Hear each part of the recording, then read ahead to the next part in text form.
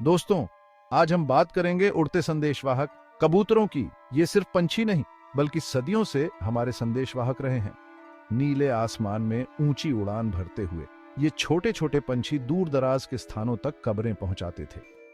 पहले जमाने में जब फोन और इंटरनेट नहीं थे, तब कबूतर ही एकमात्र सहारा थे। सोचो, एक छोटे से कागज पर लिखा संदेश किसी अपने की याद दिलाता हुआ, किसी जरूरी खबर की सूचना देता हुआ, कितनी आसानी से इनके पंखों पर सवार होकर मीलों दूर पहुंच जाता था। ये कोई जादू नहीं, बल्कि सदियों पुराना विज्ञान और कला का अद्भुत मेल था। कैसे ये छोटे छोटे जीव इतनी दूर तक बिना भटके पहुंच जाते थे। आइए इस रहस्य को समझते हैं। कबूतरों को संदेशवाहक बनाने के लिए उनको खास तरह से ट्रेन किया जाता था। यह काम आसान नहीं था। इसमें धैर्य, समझ और प्यार की जरूरत होती थी। ट्रेनिंग की शुरुआत बचपन से ही हो जाती थी। कबूतर के बच्चे जब थोड़े बड़े होते तो उन्हें अपने घर यानी कबूतर खाने की पहचान कराई जाती थी।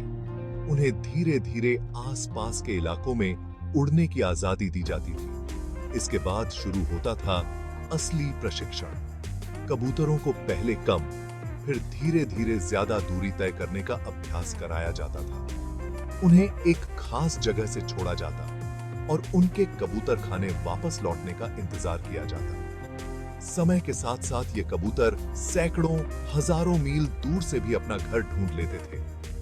यह अद्भुत क्षमता देखकर दांतों तले उंगली दबाना लाजमी है। कबूतरों के अद्भुत दिशा ज्ञान का रहस्य बहुत समय तक एक पहेली बना रहा। वैज्ञानिक इस बात को लेकर आश्चर्यचकित थे कि आखिर ये छोटे छोटे जीव कैसे इतनी दूर से अपना रास्ता खोज लेते हैं। कई खोजों के बाद इस रहस्य से पर्दा उठा। एक थ्योरी के अनुसार कबूतर पृथ्वी के चुंबकीय क्षेत्र को महसूस कर सकते हैं। यह क्षेत्र उन्हें एक तरह का नक्शा प्रदान करता है। इसके अलावा वे सूरज और तारों की स्थिति का भी उपयोग दिशा झांक करने के लिए करते हैं। कुछ वैज्ञानिकों का मानना है कि कबूतरों में गंध पहचानने की क्षमता भी अद्भुत होती है।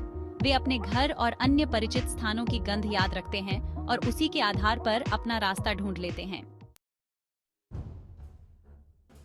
सेक्शन 4, इतिहास के पन्नों में कबूतर अतीत की उड़ान संदेशवाहक के रूप में। कबूतरों का इतिहास काफी पुराना है।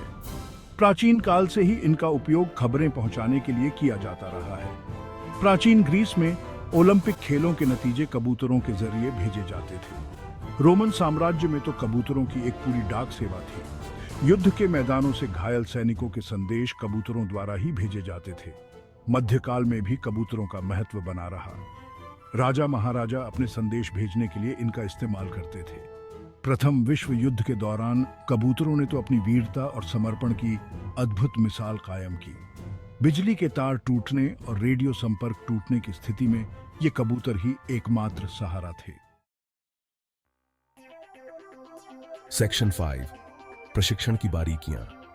कौशल का सफर कबूतरों को संदेशवाहक बनाने के लिए जिस ट्रेनिंग से गुजारा जाता था, वह काफी रोचक और चुनौतीपूर्ण होता था। यह प्रक्रिया कई चरणों में पूरी होती थी।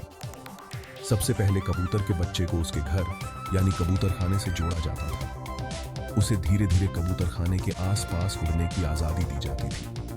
जब वह अपने घर वापस आने में कामयाब हो जाता तो उसकी दूरी बढ़ाई जाती थी।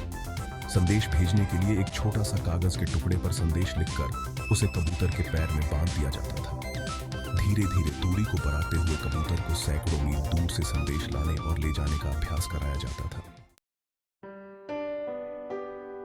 सेक्शन 6, निष्कर्ष। एक अद्भुत साझेदारी। कबूतरों का संदेशवाहक के रूप में इतिहास हमें इंसान और प्रकृति के बीच एक अद्भुत दोस्ती की याद दिलाता है।